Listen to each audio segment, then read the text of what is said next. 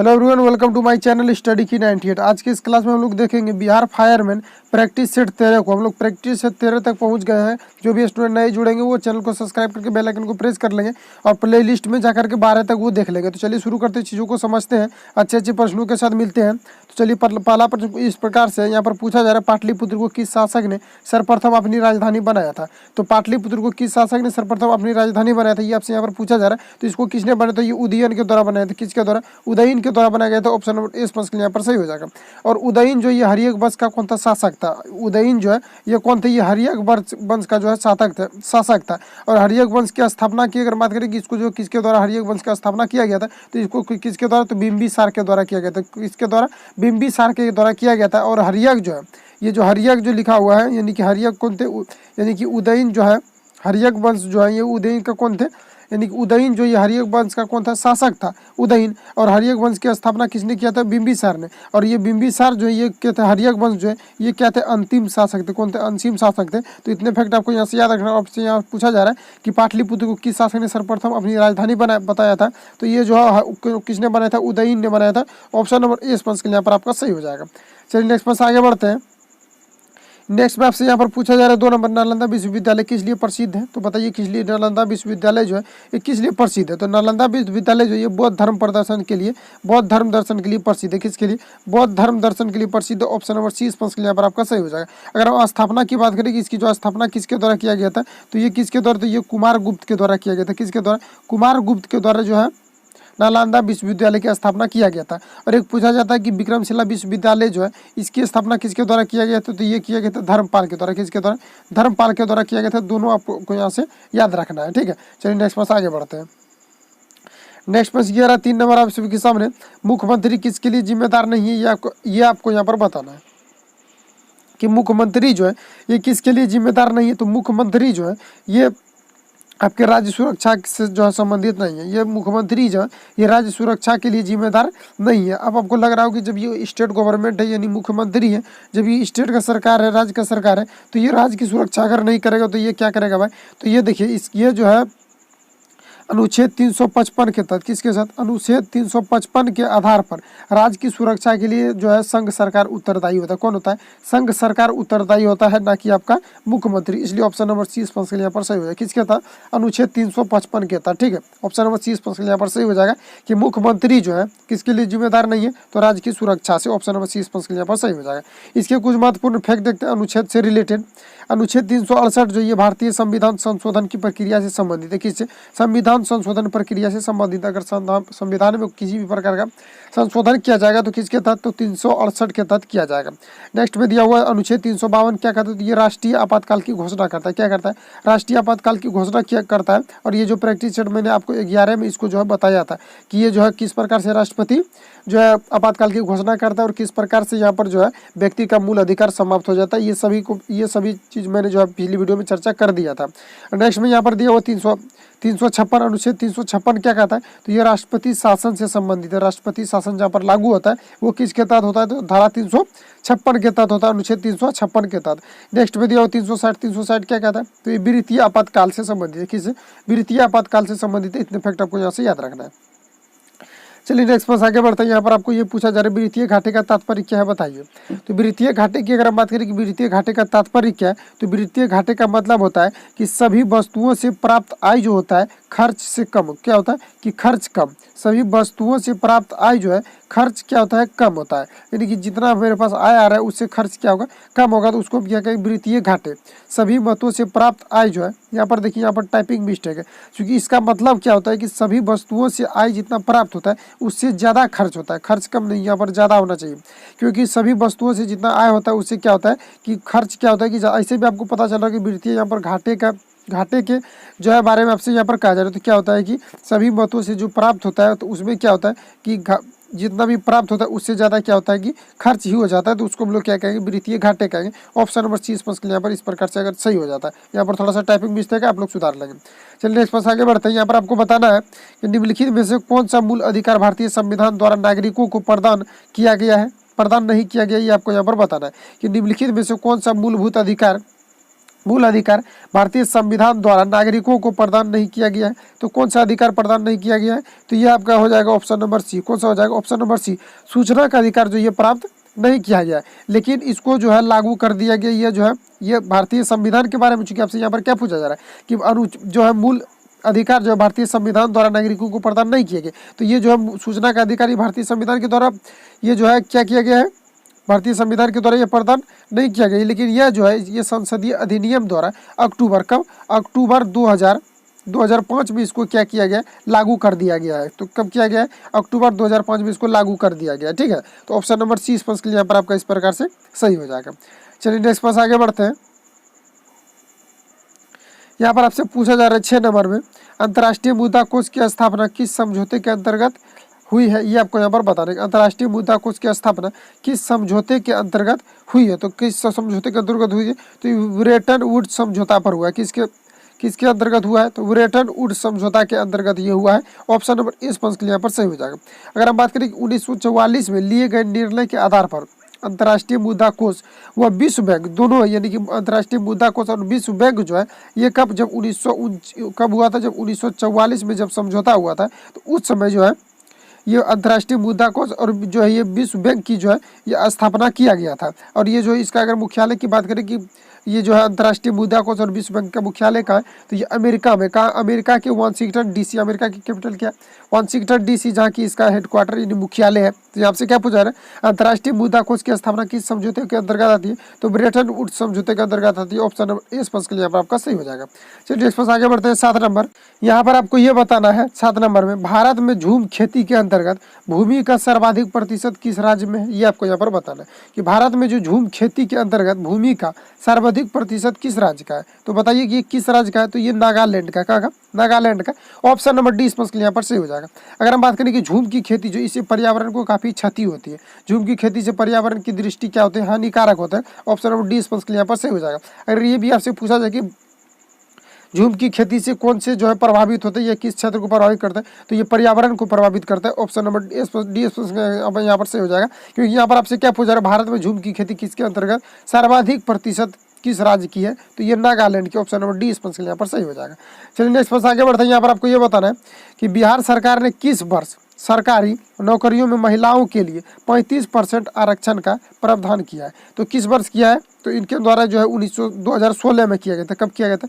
2016 में मुख्यमंत्री के द्वारा, नीतीश कुमार जी के द्वारा, ये जो बिहार सरकार यानी नीतीश कुमार जो बिहार के भी है, तो ये जो है किस वर्ष सरकारी नौकरियों में महिलाओं को 35% आरक्षण दिया था? तो ये 2016 में 35% जो है ये लड़कियों या महिलाओं की जो है ये नौकरियों के लिए क्या किया? आरक्षण कर दिया गया। तो ऑप्शन नंबर ए स्पष्ट यहाँ पर सही है।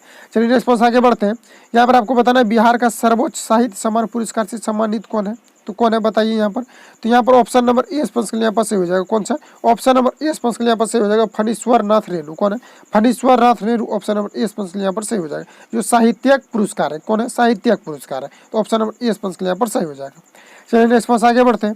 यहाँ पर आपको ये बताना है 10 नंबर, प्रेमचंद का जन्म कब हुआ था? क्योंकि बिहार फायरमैन का जो आप एग्जाम देने वाले हो, इसमें हिंदी के भी लगभग आपसे 10 प्रश्न या 7-8 प्रश्न पूछे जाते हैं, लगभग इतना पूछे जाते हैं। तो आपको हिंदी के सेक्शन को भी लेकर के चलना है। तो प्रेमचंद का जन्म कब हुआ था ये आपको यहाँ पर बताना है। तो प्रेमचंद की अगर हम बात करें तो इनका जन्म कब हुआ था? 21 जुलाई 1880 में। कब हुआ था? ऑप्शन नंबर ए स्पष्ट यहाँ पर सही हो जाएगा।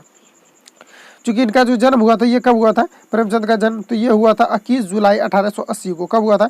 21 जुलाई 1880 को। और ये कहाँ के थे? तो ये वाराणसी के थे। कहाँ के? वाराणसी के थे। ठीक है, ये कहाँ के थे? वाराणसी के थे। ऑप्शन ए स्पष्ट यहाँ पर आपका सही हो जाएगा। चलिए नेक्स्ट पास आगे बढ़ते हैं। 11 नंबर, इसमें से आपको यहाँ पर बताना है अति शुद्ध स्नेह की मार्ग है जहाँ, यहाँ पर देखिए टाइपिंग थोड़ा सा मिस्टेक है, जहाँ नेकू सयानप बांक नहीं, उपरोक्त पंक्ति किसकी उक्ति है? तो ये जो है कहाँ से ये लिया गया है, किसकी उक्ति है? तो ये घनानंद की है। किसकी है? घनानंद की। ऑप्शन नंबर ए स्पष्ट यहाँ पर सही हो जाएगा। चलिए नेक्स्ट पास आगे बढ़ते हैं। 12 नंबर में आपसे पूछा जा रहा है विष के दांत किसकी रचना है? ये आपको यहाँ पर बताना है कि विष के दांत जो है ये हिंदी से रिलेटेड क्वेश्चन है, ये हिंदी से क्वेश्चन है ही। तो यहाँ पर आपसे बताना है कि 12 नंबर जो है यहाँ पर विष के दांत किसकी रचना है बताइए। तो विष के दांत जो ये ननिल बिलोचन शर्मा की। किसकी? ननिल बिलोचन शर्मा। ऑप्शन नंबर सी स्पष्ट यहाँ पर आपका सही हो जाएगा। चलिए नेक्स्ट पास आगे बढ़ते हैं। यहाँ पर आपको ये बताना है कि विमंडला जो है विडंबना जो है ये सब, विडंबना का समानार्थक शब्द क्या है, यानी समानार्थी शब्द क्या है, ये आपको यहाँ पर बताना है। तो विडंबना की अगर हम बात करें तो ये हो जाएगा आपका बंधुत्व, क्या हो जाएगा, सॉरी यहाँ पर क्या हो जाएगा, उपहास हो जाएगा। ऑप्शन नंबर 20 स्पंज के लिए यहाँ पर आपका सही होगा, क्या हो जाएगा, उपहास। जो ये विडंबना का क्या है, समानार्थी शब्द है, दोनों का यानी मीनिंग करे का मतलब कि दोनों का मीनिंग क्या होता है कि ये मीनिंग जो होता है आपका दोनों का समान होता है, इसलिए ऑप्शन नंबर 20 स्पंज के लिए यहाँ पर सही हो जाएगा। चलिए नेक्स्ट प्रश्न आगे बढ़ते हैं। यहाँ पर आपको ये बताना है कि एक पूर्णतः प्रत्यास्था टक्कर में क्या होता है, यहाँ पर ये आपको यहाँ पर बताना है कि एक पूर्णतः प्रत्यास्था टक्कर में क्या होता है। तो क्या होता है बताइए। तो यहाँ पर होता क्या है कि संवेग एवं गति दोनों संरक्षित रहते हैं। क्या होते हैं कि संवेग एवं गति यानी कि मोमेंटम एवं वेलोसिटी जो होते हैं ये दोनों समान रहते हैं। एक पूर्ण ये जो है पूर्णतः प्रत्यास्था टक्कर में क्या होता है कि संवेग एवं गति दोनों संरक्षित रहते हैं। ऑप्शन नंबर 20 प्रश्न के लिए यहाँ पर आपका सही है। चलिए नेक्स्ट प्रश्न आगे बढ़ते हैं। यहाँ पर आपको बताना है, पूछा जा रहा है आपसे कि जब हम रबड़ के गद्दे वाली सीट पर बैठते हैं या जब हम गद्दे पर लेटते हैं तो उसका आकार परिवर्तित हो जाता है, ऐसे पदार्थों में पाई जाती है, क्या पाया जाता है, ये आपको यहाँ पर बताना है। तो इसमें क्या पाया जाता है, इसमें स्थितिज ऊर्जा पाया जाता है। क्या पाया जाता है, स्थितिज ऊर्जा पाया जाता है, जिसके कारण हम जब किसी गद्दे पर बैठते हैं या तो उस पर हम लेटते हैं तो उसका आकार में क्या होता है, परिवर्तन होता है। किसके कारण होता है, स्थितिज ऊर्जा के कारण होता है, ना कि गतिज ऊर्जा और ना कि संतिज ऊर्जा, ना कि विखंडन ऊर्जा। किसके कारण होता है, स्थितिज ऊर्जा के कारण होता है। ऑप्शन नंबर 20 प्रश्न के यहाँ पर आपका सही हो जाएगा। चलिए नेक्स्ट प्रश्न आगे बढ़ते हैं। यहाँ पर आपको ये बताना है, व्यक्ति अपनी दाढ़ी बनाने के लिए जिस दर्पण का प्रयोग करता है, प्रयोग में लाता है, ये दर्पण कौन सा है। तो कुछ लोग इसमें समतल दर्पण मार देंगे जो कि गलत है। ये किसका किया जाता है, तो ये अवतल दर्पण का किया जाता है। ऑप्शन नंबर 20 प्रश्न के लिए यहाँ पर आपका सही हो जाएगा। कौन सा दर्पण का उपयोग किया जाता है, तो ऑप्शन नंबर बी यानी कि अवतल दर्पण का प्रयोग किया जाता है। चलिए नेक्स्ट पर आगे बढ़ते हैं। यहाँ पर आपको ये बताना है कि ठोस में चल सकने वाली तरंगें कौन सी है, यानी ठोस में जो तरंग चल सकती है उसको हम क्या करेंगे। तो आपको याद रखना है कि ठोस और अनुदैर्घ्य यानी अनुप्रस्थ और अनुदैर्घ्य जो है ये दोनों क्या होते हैं कि ठोस में गमन करते हैं। क्या होते हैं कि अनुदैर्घ्य तरंग और अनुप्रस्थ तरंग जो ये दोनों ठोस में गमन करते हैं, इसलिए यहाँ पर ऑप्शन नंबर 30 प्रश्न के लिए यहाँ पर सही है। क्या है, ऑप्शन नंबर 30 प्रश्न के लिए यहाँ पर सही है, क्योंकि अनुदैर्घ्य और अनुदैर्घ्य जो अनुप्रस्थ है ये दोनों क्या है कि ठोस में गमन करती है, इसलिए ऑप्शन नंबर 30 प्रश्न के लिए यहाँ पर आपका सही हो जाएगा। चलिए नेक्स्ट प्रश्न आगे बढ़ते हैं। यहाँ पर आपको ये बताना है कि निम्नलिखित से होकर जाने वाली प्रकाश किरण अपवर्तन के बाद बिना विचलित हुए उसी पथ पर लौट जाती है। तो इसी पथ पर अगर लौट जाती है, मान लेते हैं कि प्रकाश की किरण इधर से आ रही और यहाँ पर कोई यहाँ पर परावर्तक सतह अगर इस पर आएगा तो यहाँ पर रिफ्लेक्ट करने के बाद पुनः इसी माध्यम में अगर लौट जाता है तो इसका मतलब क्या है, तो वहाँ पर क्या होगा, इस प्रकार कहाँ होगा, तो ये प्रकाश केंद्र पर होगा। कहाँ पर होगा, प्रकाश केंद्र पर। ऑप्शन नंबर 20 प्रश्न यहाँ पर आपका सही हो जाएगा।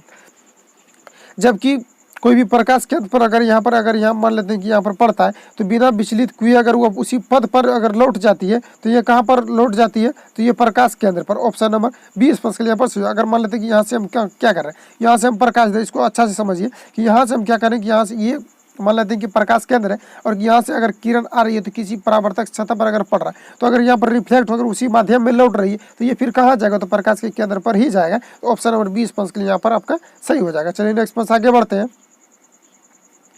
नेक्स्ट प्रश्न ये आप सभी के सामने 19 नंबर। यहाँ पर आपको ये बताना है कि एक लेंस में आवर्धन के मान सदैव 1 से कम होता है। क्या होता है कि एक लेंस में आवर्धन का मान जो है ये सदैव 1 से कम होता है, वो लेंस कहलाता है। तो वो कौन सा लेंस है, ये आपसे यहाँ पर पूछा जा रहा है कि वो जो है किस प्रकार का लेंस है। तो ये सिर्फ अवतल जो है ये अवतल लेंस में होता है। कहाँ होता है, ये अवतल लेंस में होता है। ऑप्शन नंबर 20 प्रश्न के लिए यहाँ पर आपका सही हो जाएगा कि इस प्रकार का जो है यहाँ पर एक लेंस का आवर्धन मान सदैव अगर 1 से कम है तो वो किस प्रकार का लेंस है, तो अवतल। ऑप्शन नंबर 20 प्रश्न के लिए यहाँ पर आपका सही है। चलिए नेक्स्ट प्रश्न आगे बढ़ते हैं। यहाँ पर आपको ये बताना है 20 नंबर में वस्तु से बड़ा आभासी प्रतिबिंब बनता है, ये कहाँ पर बनता है।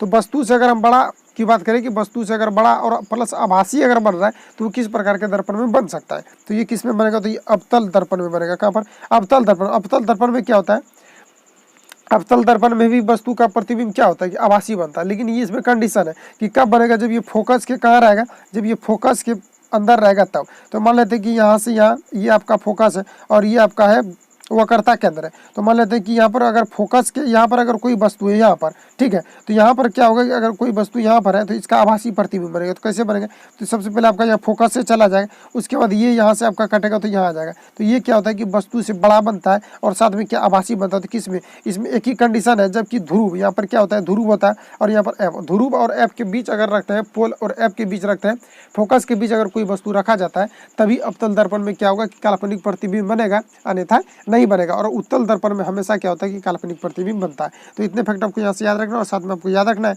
कि जब वस्तु से बड़ा आभासी प्रतिबिंब बनता है तो ये कब बनता है, तो ऑप्शन नंबर बी स्पष्ट के लिए यहाँ पर सही हो जाएगा कि अवतल दर्पण में बनता है। और एक प्रश्न ऐसे पूछा जाता है कि निम्न में से किस दर्पण के द्वारा काल्पनिक प्रतिबिंब बनता है, तो वहाँ पर उत्तल और अवतल जो है ये दोनों दिया रहता है। तो वहाँ पर आपका उत्तल और अवतल दोनों हो जाएगा कि ये जो है ए एंड बी, यानी ए अगर बी ए और बी में अगर दिया रहता है तो वहाँ पर क्या हो जाएगा ए एंड बी, चूंकि दोनों में जो आभासी प्रतिबिंब बनता है। अगर ये पूछा जाए कि हमेशा किस दर्पण में आभासी प्रतिबिंब बनता है तो वो हो जाएगा आपका उत्तल दर्पण। तो इतने फैक्ट आपको यहाँ से याद रखना है। चलिए नेक्स्ट पास आगे बढ़ते हैं। यहाँ पर आपको ये बताना है कि चुंबकीय फ्लक्स का एसआई मात्रा क्या है, बताइए।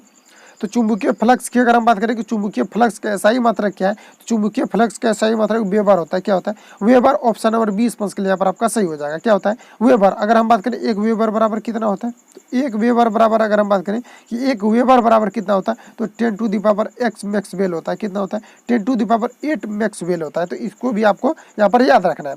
चलिए नेक्स्ट पास आगे बढ़ते हैं। यहाँ पर आपको ये बताना है 22 नंबर में वर्ण क्या है, क्या है वर्ण क्या है, ये आपको यहाँ पर बताना है।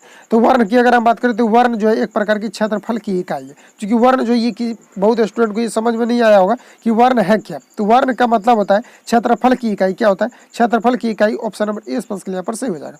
तो आपने बहुत सारे मैथ को सॉल्व किया होगा, लेकिन उसमें आपको वर्ण कहीं पर एसआई की मात्रा के रूप में या जो है ये पर कहीं नहीं मिला होगा, ये यूनिट के रूप में। अच्छा, तो इसका उपयोग कहाँ पर होता है, तो नाभिकीय क्षेत्र मापा जाता है। किसके द्वारा, नाभिकीय क्षेत्रफल को मापा जाता है। किसके द्वारा, वर्ण के द्वारा। अगर हम बात करें कि एक वर्ण बराबर कितना होता है, तो एक वर्ण बराबर होता है 10⁻28 -28 मीटर स्क्वायर होता है। कितना होता है, 10⁻28 मीटर स्क्वायर होता है एक वर्ण बराबर। वर्ण में क्या मापते हैं, क्षेत्रफल मापा जाता है। ऑप्शन नंबर ए स्पष्ट के लिए यहाँ पर आपका सही हो जाएगा। चलिए नेक्स्ट पास आगे बढ़ते हैं। 23 नंबर ये रहा कुछ इस प्रकार से आप सभी के सामने। कपास की पैदावार देश में अच्छी होती है, यानी कपास की जो खेती होती है ये किस में अच्छी होती है, ये आपसे यहाँ पर पूछा जा रहा है। तो कपास की खेती काली मिट्टी में सबसे अधिक मानी जाती है, सबसे अच्छी मानी जाती है। ऑप्शन नंबर ए स्पष्ट के लिए यहाँ पर सही हो जाएगा कि कपास की जो खेती होती है ये काली मिट्टी में सबसे अच्छी होती है। अगर हम काली मिट्टी की बात करें जो है ये भारत के किस किस क्षेत्र में ये मुख्यतः पाई जाती है, तो कपास की अगर हम बात करें कि किस जो है भारत के किस किस स्टेट में पाई जाती है, तो ये मुख्यतः महाराष्ट्र और जो है ये गुजरात में पाया जाता है, जहाँ पर कि कपास की खेती ज़्यादातर किया जाता है। तो ऑप्शन नंबर ए स्पष्ट के लिए यहाँ पर सही है। चलिए नेक्स्ट पास आगे बढ़ते हैं। 24 नंबर यहाँ पर आपको ये बताना है वांदीपुर वन्य जीव अभ्यारण्य देश में स्थित। ये कहाँ स्थित है, वांदीपुर वन्य जीव अभ्यारण्य। तो वांदीपुर वन्य जीव अभ्यारण्य जो है ये आपका स्थित है कर्नाटक में। कहाँ है, ये कर्नाटक में स्थित है। ऑप्शन नंबर सी स्पष्ट के लिए यहाँ पर सही हो जाएगा। अगर हम इसकी स्थापना की बात करें कि वांदीपुर जीव जो है वांदीपुर वन्य जीव अभ्यारण्य की स्थापना कब किया गया था, तो ये किया गया था 1973 में। कब किया गया था, 1973 में किया गया था। तो इसको भी आपको यहाँ पर याद रखना है। चलिए नेक्स्ट पास आगे बढ़ते हैं। 25 नंबर कुछ इस प्रकार से यहाँ पर आपको ये बताना है कि समुद्र की गहराई डैश के द्वारा मालूम की जाती है। इसको मैंने पिछली वीडियो में भी आपको बताया था, और ये जो रिपीटेड प्रश्न ये पूछा फिर से देखिए यहाँ पर पूछा गया था, तो इसको मैंने फिर से आपको सिलेक्ट करके दिखाया है। तो यहाँ पर देखिए क्या पूछा है, समुद्र की गहराई डैश के द्वारा मालूम की जाती है।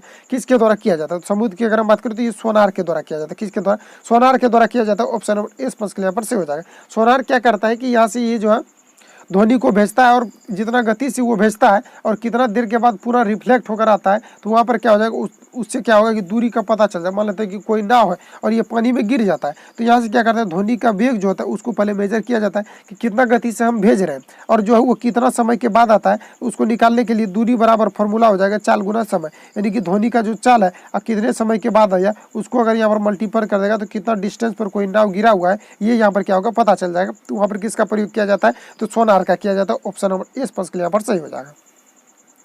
चलिए नेक्स्ट पास आगे बढ़ जाते हैं। यहाँ पर आपको ये बताना है 24 नंबर में भारत के निजी क्षेत्र में सबसे बड़ी विद्युत परियोजना कहाँ लगाई गई है। तो भारत के निजी क्षेत्र में अगर हम बात करें सबसे बड़ी विद्युत परियोजना किस स्टेट में लगाया गया, तो ये महाराष्ट्र में। कहाँ है, महाराष्ट्र में लगाया गया। ऑप्शन नंबर डी स्पष्ट के लिए यहाँ पर सही हो जाएगा। कहाँ, महाराष्ट्र में। और महाराष्ट्र में ये जो विद्युत परियोजना कौन सा है, तो ये है दाभोल। कौन सा है, दाभोल। ये भी पूछा जाता है कि दाभोल विद्युत परियोजना जो है ये किस स्टेट में स्थित है, किस राज्य में, तो ये हो जाएगा महाराष्ट्र में। और तारापुर विद्युत परियोजना जो है ये भी कहाँ है, ये तो ये भी आपका महाराष्ट्र यानी महाराष्ट्र में। ठीक है, तो इतने फैक्ट आपको यहाँ से याद रखना है। चलिए नेक्स्ट पास आगे बढ़ते हैं।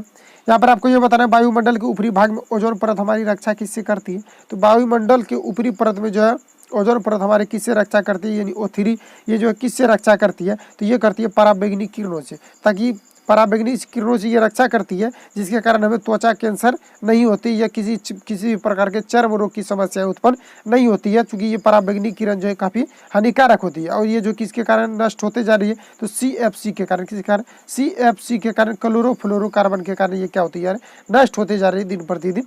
तो ऑप्शन नंबर 30 के लिए यहाँ पर सही हो जाएगा। चलिए नेक्स्ट पास आगे बढ़ते हैं। यहाँ पर आपको ये बताना है शुष्क सेल का एनोड किससे बना होता है। तो शुष्क सेल का एनोड की अगर हम बात करें तो ये ग्रेफाइट का बना होता है। और कहीं कहीं क्या होता है कि ग्रेफाइट ना दे करके सिर्फ आपको कार्बन दे दिया जाता है, जिसके कारण आप फंस जाते हैं। तो वहाँ पर क्या होता है कि ग्रेफाइट या कार्बन दोनों दिया, चूंकि कार्बन का ही अपरूप क्या है, आपका हीरा है, और उसके बाद क्या है, ग्रेफाइट है। किसका, कार्बन का अपरूप ही हीरा और ग्रेफाइट होता है। और ग्रेफाइट का उपयोग क्या, स्नेहक के रूप में किया जाता है। ये इसको जो है मैंने पिछली क्वेश्चन में जो है इसके बारे में फुल डिटेल आपको बता दिया था। तो यहाँ पर क्या हो जाएगा, शुष्क सेल का एनोड किससे बना होता है, तो ये जो है ग्रेफाइट बताना है। हाइड्रोजन बम का आविष्कार किसने किया था, ये आपसे यहाँ पर पूछा जा रहा है। अगर हम हाइड्रोजन बम की बात करें कि हाइड्रोजन बम का जो है आविष्कार ये किसके द्वारा किया गया था, तो हाइड्रोजन बम का आविष्कार ये एडवर्ड जेनर के द्वारा किया गया था। किसके द्वारा, एडवर्ड जेनर के द्वारा किया गया था। ऑप्शन नंबर डी स्पंज के लिए यहाँ पर आपका सही हो जाएगा। चलिए नेक्स्ट प्रश्न आगे बढ़ते हैं। यहाँ पर आपको ये बताना है कि 30 नंबर में आपसे पूछा जा रहा है मानव का सामान्य रक्तचाप कितना होता है। तो मानव का सामान्य रक्तचाप जो होता है ये होता है कितना, 100 से 120 से ये 80 के बीच होता है। किसके बीच, 120 से 80 के बीच होता है। अगर 120 से अगर मानव का रक्तचाप अगर अधिक हो रहा है तो वहाँ पर क्या होगा, ब्लड प्रेशर की स्थिति वो बढ़ जाएगा, जिसके कारण वहाँ पर क्या होता है कि व्यक्ति की मृत्यु भी हो सकता है। और यहाँ पर क्या हो जाएगा, अगर 80 से अगर कम होता है तो ब्लड प्रेशर क्या होगा, कम हो जाएगा। तो जो है यहाँ पर क्या हो जाएगा, 120 से क्या हो जाएगा, 180 हो जाएगा। अगर आपका ब्लड प्रेशर बढ़ रहा है तो वहाँ पर क्या करना चाहिए, आपको उसी स्थिति में नमक खाना जो है कम कर देना चाहिए। अगर ब्लड प्रेशर को बढ़ाना है तो क्या करना चाहिए, 80 से अगर प्लस करना है तो वहाँ पर क्या करना चाहिए, यानी 80 से 80 और जो 120 में करना चाहिए तो वहाँ पर क्या करना चाहिए कि आपको नमक का सेवन जो है वो बहुत कम करना चाहिए। तो यहाँ पर क्या हो जाएगा, ऑप्शन नंबर ए स्पंज के यहाँ पर आपका सही हो जाएगा। चलिए नेक्स्ट पास आगे बढ़ते हैं। यहाँ पर आपको ये बताना है उपास्थि तथा हड्डियों के निर्माण और जो है सुपोषण में आवश्यक तत्व कौन सा है। तो यहाँ पर अगर हम बात करें कि उपास्थि और हड्डियों की, जैसे हड्डी के बारे में चर्चा कर गया, तो यहाँ पर क्या हो जाएगा, कैल्शियम हो जाएगा। ऑप्शन नंबर 20 के लिए यहाँ पर आपका सही हो जाएगा। कौन सा, कैल्शियम हो जाएगा। ऑप्शन नंबर 20 के लिए यहाँ पर आपका सही हो जाएगा। चलिए नेक्स्ट पास आगे बढ़ते हैं। यहाँ पर आपको ये बताना है 32 नंबर में आपसे पूछा जा रहा है मिल्क ऑफ मैग्नीशिया एक निलंबन है, ये क्या है। ठीक है, तो मिल्क ऑफ मैग्नीशिया क्या है, तो मिल्क ऑफ मैग्नीशिया की अगर हम बात करें तो ये मैग्नीशियम हाइड्रोक्साइड है। क्या है, मैग्नीशियम हाइड्रोक्साइड है। और मैग्नीशियम हाइड्रोक्साइड का सूत्र क्या होता है, MgOH का होल 2 होता है, जिसको हम मिल्क ऑफ मैग्नीशिया बोलते हैं। क्या बोलते हैं, मिल्क ऑफ मैग्नीशिया बोलते हैं। ऑप्शन नंबर 20 के लिए यहाँ पर सही हो जाएगा कि मिल्क ऑफ मैग्नीशिया जो एक निलंबन है ये क्या है, मैग्नीशियम हाइड्रोक्साइड का। ऑप्शन नंबर 20 के लिए यहाँ पर सही हो जाएगा। चलिए नेक्स्ट पास आगे बढ़ते हैं। यहाँ पर आपको ये बताना है प्लास्टर ऑफ पेरिस का रासायनिक नाम क्या है। तो प्लास्टर ऑफ पेरिस का सबसे पहले आप सूत्र जानिए कि प्लास्टर ऑफ पेरिस का सूत्र क्या होता है। तो प्लास्टर ऑफ पेरिस का सूत्र हो जाएगा आपका हो जाएगा CaSO4 का होल 2 और H2O। क्या हो जाएगा, CaSO4 का होल 2 H2O, ये प्लास्टर ऑफ पेरिस का सूत्र है। अगर हम इसकी केमिकल फार्मूला आपका यही हो गया। अगर आपसे यहाँ पर ये पूछा जा रहा है कि प्लास्टर ऑफ पेरिस का रासायनिक नाम क्या है, तो प्लास्टर ऑफ पेरिस का रासायनिक नाम क्या है, यानी कि ये जो फार्मूला लिखा हुआ है इसका रासायनिक नाम क्या है, तो इसका रासायनिक नाम आपका कैल्शियम है सल्फेट हेमीहाइड्रेट। क्या है, calcium sulphate hemihydrate. Option number 30 के लिए यहाँ पर आपका सही हो जाएगा। चलिए नेक्स्ट पास आगे बढ़ते हैं। 34 नंबर यहाँ पर आपको ये बताना है कि स्टेनलेस स्टील किसकी एक मिश्र धातु है। तो स्टेनलेस स्टील की अगर हम बात करें तो ये लोहा, क्रोमियम और कार्बन, और साथ में आपको याद रखना है कि Ni भी इसमें जोड़ लीजिए, क्योंकि ये निकेल का भी मिश्र धातु होता है। स्टेनलेस स्टील जो ये किसकी मिश्र धातु है, तो लोहा, क्रोमियम और कार्बन का मिश्र धातु होता है। ऑप्शन नंबर डी स्पंज के लिए यहाँ पर सही हो जाएगा। कौन सा, ऑप्शन नंबर डी स्पंज के लिए यहाँ पर सही हो जाएगा। चलिए नेक्स्ट पास आगे बढ़ते हैं। 35 नंबर, कांच को नीला रंग कौन प्रदान करता है, ये आपसे यहाँ पर पूछा जा रहा है कि कांच को नीला रंग जो प्रदान होता है ये किसके द्वारा किया जाता है, यानी नीला रंग जो है ये किसके कारण होता है, तो ये कोबाल्ट ऑक्साइड के कारण होता है। किसके कारण होता है, कोबाल्ट ऑक्साइड के कारण होता है। ऑप्शन नंबर ए स्पंज के लिए यहाँ पर सही हो जाएगा कि कांच को जो है नीला रंग क्या करते हैं, कोबाल्ट ऑक्साइड प्रदान करते हैं। ऑप्शन नंबर ए स्पंज के लिए यहाँ पर सही है। चलिए नेक्स्ट पास आगे बढ़ते हैं। रक्त स्कंदन में कौन सी विटामिन क्रियाशील होता है, इसको मैंने कई बार बताया कि इसमें जो विटामिन के कारण रक्त स्कंदन में क्या होता है, विटामिन जो है क्रियाशील होता है। ऑप्शन नंबर डी स्पंज के लिए यहाँ पर सही हो जाएगा। चलिए नेक्स्ट पास आगे बढ़ते हैं। यहाँ पर आपको ये बताना है कि इसकी उपस्थिति के कारण गाय का दूध जो है, गाय का दूध पीला रंग होता है। तो ये सब जो है कोई भी बता देगा, बच्चा को ये सब पता होना चाहिए कि इसकी उपस्थिति के कारण जो है गाय का दूध क्या होता है कि पीला होता है। तो ये कैरोटीन के कारण, किसके कारण, कैरोटीन के कारण होता है। ऑप्शन नंबर डी स्पंज के लिए यहाँ पर आपका सही हो जाएगा। चलिए नेक्स्ट पास आगे बढ़ते हैं। यहाँ पर आपको ये बताना है एंजाइम मूल रूप से क्या होता है, तो एंजाइम की अगर बात करें कि एंजाइम जो है ये मूल रूप से क्या होता है, तो एंजाइम के एक प्रकार का प्रोटीन है। क्या है? प्रोटीन है। ऑप्शन नंबर डी स्पंज के लिए यहाँ पर सही हो जाएगा। क्या हो जाएगा कि एंजाइम क्या है? एक प्रकार का प्रोटीन है। ऑप्शन नंबर डी स्पंज के लिए यहाँ पर आपका सही हो जाएगा। चलिए नेक्स्ट प्रश्न आगे बढ़ते हैं। यहाँ पर आपको ये बताना है 39 नंबर में, कान की हड्डियां जो है, कान की कितनी हड्डियां होती हैं? सिर्फ आपसे यहाँ पर कान के बारे में पूछा जा रहा है। तो कान में जो है सबसे पहली बात यहाँ पर समझिए कि कान में 6 हड्डियां होती है। कितना? 6 हड्डियां होती है। ऑप्शन नंबर 30 पर यहाँ पर सही हो जाएगा। अगर हम बात करें कि मेलियस, यहाँ पर सबसे समझिए कि मेलियस में कितना हड्डियां होती है? तो मेलियस में आपका 2 हड्डियां होती है। उसके बाद कितना? इंकस में होता है। कहाँ पर होता है? उसके बाद इंकस में कितना होता है? 2 हड्डियां होती है। उसके बाद अस्टेपीज, कितना? अस्टेपीज में कितना होता है? अस्टेपीज में टोटल कितना हड्डियां होते हैं? 2 हड्डियां होते हैं। तो ऑप्शन नंबर 30 पर यहाँ पर हो जाएगा। टोटल कितना हो जाएगा आपका? टोटल हो जाएगा आपका 6, जो कि ऑप्शन नंबर सी में दिया हुआ। Correct answer option number C हो जाएगा। अगर आपसे ये पूछा जाए कि मनुष्य में जो है टोटल कितनी हड्डियां होती हैं, तो 206। ये जो एडल्ट में होता है। अगर हम बच्चों की बात करें कि जो चिल्ड्रन में कितना होता है, तो इसमें 208 होता है, जो कि 2 हड्डियां क्या होता है? आपस में जुड़ जाते हैं बड़े होने के बाद, जिसके कारण बड़े मनुष्य में क्या होता है कि 206 हड्डियां होती है। बच्चों में कितना होती है? 208 हड्डियां होती है। और यहाँ पर ऑप्शन नंबर सी स्पष्ट यहाँ पर सही हो जाएगा। अगर ये पूछा जाए कान की सबसे छोटी हड्डियां कौन सी होती है, तो एस्टेपीज। कौन सा हो जाएगा? एस्टेपीज हो जाएगा। जो पूछा जाता है कि कान की सबसे छोटी हड्डियां कौन सी है, तो एस्टेपीज। और पूरे शरीर की सबसे बड़ी हड्डियां कौन सी है? जांघ, यानी फीमर है, जो कि जांघों में पाई जाती है। कहाँ पाई जाती है? जांघों में पाई जाती है। और स्टेपीज जो है ये कहाँ पर? ये कान में पाया जाता है। तो ऑप्शन नंबर सी स्पंज यहाँ पर सही है। चलिए आगे बढ़ते हैं। नेक्स्ट प्रश्न कुछ इस प्रकार से यहाँ पर आपको बताना है 40 नंबर में, पौधे में जाइलम उत्तक निम्नलिखित में से किस पदार्थ का संवहन करता है? तो पौधे में जाइलम उत्तक जो है ये किस संवहन का कार्य करता है, ये आपको यहाँ पर बताना है। तो जाइलम के द्वारा किसका चढ़ाव होता है? तो पानी का। और ये जो किस क्रिया के द्वारा जाता है? तो केशिकत्व क्रिया के कारण। किसके कारण पानी ऊपर की ओर चढ़ता है? केशिकत्व के कारण। मान लेते हैं कि ये लैंप है, लैंप में जो बत्ती में ऊपर की ओर तेल चढ़ता है, वो भी किस क्रिया के कारण जाता है? केशिकत्व क्रिया के कारण। और यहाँ पर पानी जो किस क्रिया के कारण जाएगा? केशिकत्व क्रिया के कारण। लेकिन किसके द्वारा जाएगा? तो ये जाइलम के द्वारा जाएगा। तो ऑप्शन नंबर ए स्पष्ट यहाँ पर आपका सही हो जाएगा। सारे प्रश्न जो आपके एग्जाम पॉइंट ऑफ व्यू से काफी महत्वपूर्ण है, सारे प्रश्न को आपको यहाँ पर ध्यान से पढ़ना है। तो ऑप्शन नंबर इस प्रकार से जो ऑप्शन नंबर ए स्पष्ट यहाँ पर आपका सही हो जाता है। और जो है ये लास्ट प्रश्न था। और अगर वीडियो हेल्पफुल लगता है तो चैनल को सब्सक्राइब करके बेल आइकन को प्रेस कर लेना, ताकि आपको नेक्स्ट वीडियो से जुड़ी नोटिफिकेशन जाए, तो आप आसानी से चीज़ों को सीख पाए। और लाइक कमेंट शेयर करते रहना है। आपको लाइक कमेंट और शेयर हमको मोटिवेट करता है, जिसके कारण से आपको जो अच्छे अच्छे प्रश्नों के साथ हम मुलाकात करवाते हैं। तो मिलता है नेक्स्ट वीडियो के साथ। Thank you for watching. Best of luck.